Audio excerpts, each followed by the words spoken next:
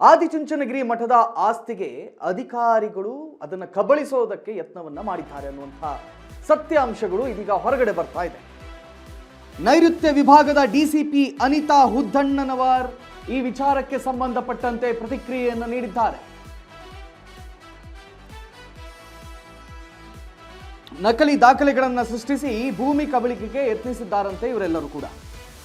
Survey number 43ರಲ್ಲಿ 6 ಎಕರೆ ಜಮೀನು ಕಬಳಿಕೆಗೆ ಯತ್ನವನ್ನು ಮಾಡಿದ್ದಾರೆ. ನೋಡಿ, ಅಂತಹ ಆದಿಚುಂಚನಗಿರಿ ಮಠವನ್ನು ಬಿಡಲ್ಲ ಈ ಕಳ್ಳರು. ಸಂಘಟಿತ ಜಾಲವೇ ಈ ಕೃತ್ಯದ ಹಿಂದೆ ಕೆಲಸ ಮಾಡಿದೆ ಅನ್ನುವಂಥ ನಿಜ ವಿಚಾರಗಳು ಇದೀಗ ಬೆಳಕಿಗೆ ಬರ್ತಾ ಇದೆ. ತನಿಖೆಯಲ್ಲಿ ಸರ್ಕಾರಿ ಅಧಿಕಾರಿಗಳ ಪಾತ್ರ ಕೂಡ ಇದೆ ಅಂತ ಗೊತ್ತಾಗ್ತಾ ಇದೆ. ಗ್ರಾಮ ಲೆಕ್ಕಾಧಿಕಾರಿ, ತಹಶೀಲ್ದಾರ್ ವಿರುದ್ಧವೂ ಕೂಡ ಆರೋಪಗಳು ಕೇಳಿಬಂದಿವೆ. 17 ಆರೋಪಿಗಳ ಪೈಕಿ 11 ಆರೋಪಿಗಳನ್ನು ಬಂಧಿಸಲಾಗಿದೆ. ನೈಋತ್ಯ ವಿಭಾಗದ ಡಿಸಿಪಿ ಅನಿತಾ ಹುದ್ದಣ್ಣನವರ್, ಮೇಡಮ್ ನಿಮಗೊಂದು ಸೆಲ್ಯೂಟ್ ಕೊಡ್ತೀವಿ. ಈ ವಿಚಾರವನ್ನ ಪತ್ತೆ ಹಚ್ಚಿದ್ದಕ್ಕೆ, ಕೂಲಂಕುಷವಾಗಿ ತನಿಖೆ ನಡೆಸಿದ್ದಕ್ಕೆ. ಆದಿಚುಂಚನಗಿರಿ ಮಠ ಏನಿದೆ ನೋಡಿ, ಬಹಳ ಪ್ರಸಿದ್ಧವಾಗಿರುವಂತಹ ಆದಿಚುಂಚನಗಿರಿ ಮಠ, ಅದರ ಆಸ್ತಿಯ ಕಬಳಿಕೆಗೆ ಈ ಖದೀಮರು ಪ್ಲಾನ್ ಮಾಡಿದ್ರು.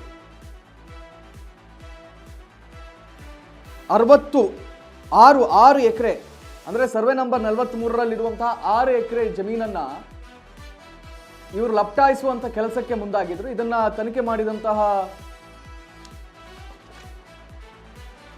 ಮಾಡಿದಂತಹ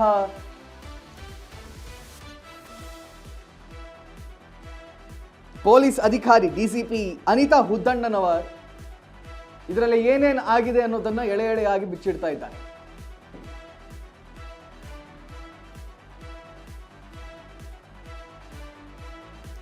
ಅನಿತಾ ಹುದ್ದಣ್ಣನವರ್ ಡಿಸಿಪಿ ಮಾತಾಡಿದ್ದಾರಂತೆ. ಏನೇನು ಮಾತಾಡಿದ್ದಾರೆ ಕೇಳ್ಕೊಂಡು ಬನ್ನಿ. ಕಾರ್ಯದರ್ಶಿಗಳು ನಮ್ಮ ಕುಂಬಳಗೋಡು ಪೊಲೀಸ್ ಠಾಣೆಗೆ ಹಾಜರಾಗಿಬಿಟ್ಟು ಕ್ರೈಮ್ ನಂಬರ್ 140/26 ಅಡಿಯಲ್ಲಿ ಒಂದು ಫೋರ್ಜರಿ ಕೇಸು ಮತ್ತು ಫೇಕ್ ಡಾಕ್ಯುಮೆಂಟ್ಸ್ ಕ್ರಿಯೇಟ್ ಮಾಡಿದ್ರ ಸಂಬಂಧಪಟ್ಟಂತೆ ಸರ್ವೆ ನಂಬರ್ 43 ಅಡಿಯಲ್ಲಿ ನಮ್ಮದು 6 ಎಕರೆ ಜಮೀನನ್ನು ಸುಳ್ಳು ದಾಖಲೆ ಸೃಷ್ಟಿ ಮಾಡಿಸ್ಬಿಟ್ಟು ಅದನ್ನು ಕಬಳಿಕೆ ಮಾಡಲಿಕ್ಕೆ ನೋಡಿದ್ದಾರೆ ಅಂತ ಹೇಳಿಬಿಟ್ಟು ಫ್ರಾನ್ಸಿಸ್ ಅಂತ ಮತ್ತು ಆರೋಗ್ಯ ಸ್ವಾಮಿ ಅನ್ನೋರ ಮೇಲೆ ಕಂಪ್ಲೇಂಟ್ ಕೊಡ್ತಾರೆ, FIR ರಿಜಿಸ್ಟರ್ ಮಾಡ್ತಾರೆ. ಇದನ್ನು ನಾವು ತನಿಖೆ ಕೈಗೊಂಡು ತನಿಖೆಯಲ್ಲಿ ನಮಗೆ ಸುಮಾರು ಈ ಏನು ಸರ್ವೆ ನಂಬರ್ 43ರಲ್ಲಿ ಈ ಹಿಂದೆ 45 ಎಕರೆ BGS ಅವರಿಗೆ ಗ್ರ್ಯಾಂಟ್ ಆಗಿರುತ್ತೆ. ಅದರಲ್ಲಿ 35 ಎಕರೆ ಅವ್ರು ಖರೀದಿ ಮಾಡ್ಕೋತಾರೆ. ಇನ್ನು 10 ಎಕರೆ ಗೋಶಾಲೆಗಾಗಿ ಅದನ್ನು ಉಪಯೋಗಿಸ್ತಾ ಇರ್ತಾರೆ.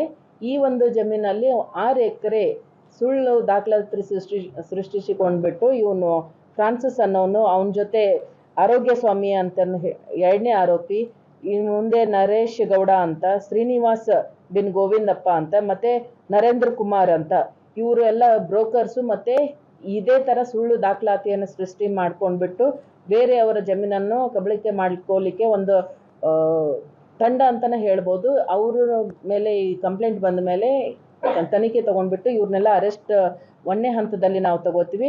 ನಂತರ ಇದರಲ್ಲಿ ಗೊತ್ತಾಗುತ್ತೆ ಇವರಿಗೆ ಸಹಾಯ ಮಾಡಿದವರು ಕೆಲವೊಂದು ಗೌರ್ಮೆಂಟ್ ಅಫಿಷಿಯಲ್ಸೂ ಕೂಡ ಇದ್ದಾರೆ ಅಂತ. ಹೀಗಾಗಿ ಮಂಜುನಾಥ್ ಟಿ ಅಂತ ದ್ವಿತೀಯ ದರ್ಜೆ ಸಹಾಯಕ, ರಾಘವೇಂದ್ರ ಅಂತಂದು ಹೇಳ್ಬಿಟ್ಟು ರೆಕಾರ್ಡ್ ರೂಮ್ ಅಸಿಸ್ಟೆಂಟು, ಮತ್ತು ಶ್ರೀಕಾಂತ್ ಅಂತ ಬೆಂಗಳೂರು ದಕ್ಷಿಣ ಕಚೇರಿ ರೆಕಾರ್ಡ್ ರೂಮ್, ಮತ್ತು ಜೋಸೆಫ್ ಅಂತಂದು ಹೇಳಿಬಿಟ್ಟು ಇವರು ಕೂಡ ಈ ಒಂದು ಅಪರಾಧದಲ್ಲಿ ಭಾಗಿಯಾಗಿದ್ದಾರೆ ಅಂತ ಕಂಡು ಬರುತ್ತೆ. ಅವ್ರನ್ನೂ ಕೂಡ ನಾವು ನಂತರ ಅರೆಸ್ಟ್ ಮಾಡ್ತೀವಿ.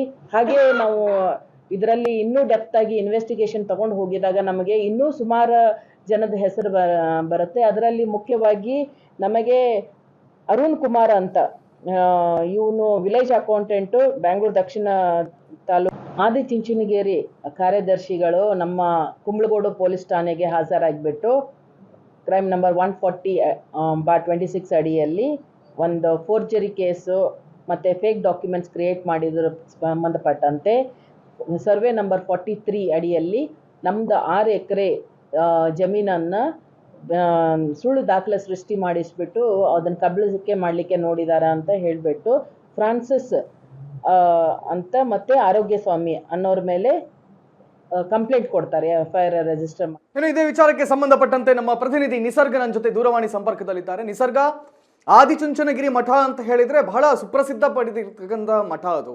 ಈ ಮಠದ ಆಸ್ತಿಯನ್ನು ಇವರು ಕಬಳಿಕೆ ಮಾಡಕ್ ಹೊರಟಿದ್ರು, ಅದು ಕೂಡ ಸರ್ಕಾರಿ ಅಧಿಕಾರಿಗಳೇ ಶಾಮೀಲಾಗಿದ್ದಾರೆ ಅಂತ ಹೇಳಿದ್ರೆ ಬಹಳ ಶಾಕಿಂಗ್ ವಿಚಾರ. ಇದನ್ನ ಬೆಳಕಿಗೆ ಬಂದಿದೆ, ಏನೇನು ಮಾಹಿತಿಗಳು ಲಭ್ಯವಾಗಿದೆ ನಿಸರ್ಗ? ಬಹುಶಃ ಕರೆ ಕಡಿತಗೊಳ್ತು ಅಂತ ಕಾಣಿಸುತ್ತೆ, ಮತ್ತೊಮ್ಮೆ ಸಂಪರ್ಕ ಮಾಡುವಂಥ ಪ್ರಯತ್ನವನ್ನು ಮಾಡ್ತೇವೆ.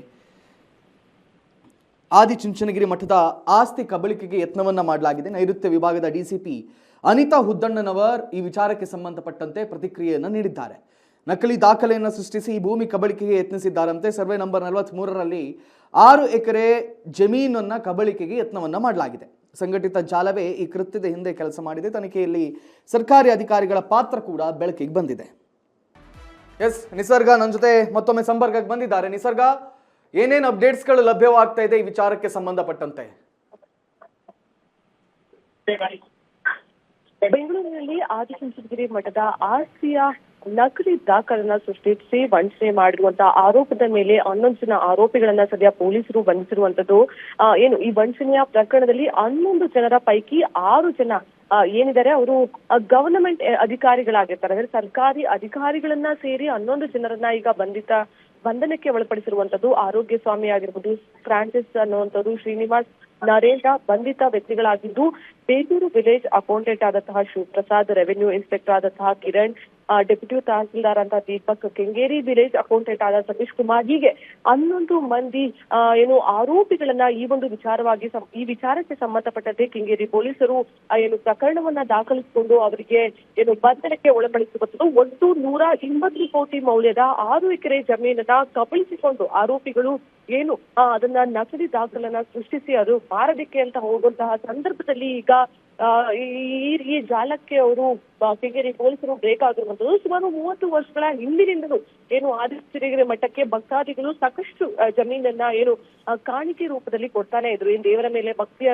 ಒಂದು ರೂಪವಾಗಿ ಅವರಿಗೆ ಕಾಣಿಕೆಯನ್ನ ಕೊಡ್ತಾ ಇದ್ರು. ಆ 45 ಎಕರೆಯ ಪೈಕಿ 6 ಎಕರೆ ನಕಲಿ ದಾಖಲೆಗಳನ್ನ ಸೃಷ್ಟಿಸಿ ಅವರು ಕಬಳಿಕೆಯನ್ನ ಮಾಡುವಂತ ಕೆಲಸಕ್ಕೆ ಮುಂದಾದಂತಹ ಸಂದರ್ಭದಲ್ಲಿ ಈ ಒಂದು ಮಾಸ್ಟರ್ ಮೈಂಡ್ ಇದ್ದಂತಹ ಪ್ಲಾನ್ ಅವರ ಫ್ಲಾಪ್ ಆಗಿರುವಂತದ್ದು. ಈ ಒಂದು ಜಾಲವನ್ನ ಏನು ಕೆಂಗೇರಿ ಪೊಲೀಸರು ಬಂಧಿಸುವಲ್ಲಿ ಕಾರ್ಯನಿರತರಾಗಿ ಆರೋಪಿಗಳನ್ನ ಪತ್ತೆ ಹಚ್ಚಿ ಆರೋಪಿಗಳನ್ನ ಪತ್ತೆ ಹಚ್ಚಿದರ ಮೂಲಕ ಅವರುಗಳನ್ನ ಈಗ ಏನು ಬಂಧನಕ್ಕೆ ಒಳಪಡಿಸಿರುವಂತದ್ದು. ಹೀಗೆ ಸರ್ಕಾರಿ ಅಧಿಕಾರಿಗಳು ಕೂಡ ಈ ಒಂದು ವಿಚಾರದಲ್ಲಿ ಶಾಮೀಲಾಗಿರುವಂತದ್ದು. ಎಲ್ಲೋ ಒಂದ್ ಕಡೆ ಅವರ ಹಣದಾಸೆಯಿಂದ ಅವರು ಮಾಡಿರುವಂತದ್ದು ಈಗ ಇದು ಕಾಣಿಸ್ತಾ ಇರುವಂತದ್ದು. ಸಂತೋಷ್. ಎಸ್ ನಿಸರ್ಗ, ಥ್ಯಾಂಕ್ ಯು, ಧನ್ಯವಾದಗಳು ತಮ್ಮೆಲ್ಲ ಮಾಹಿತಿಗಳಿಗಾಗಿ.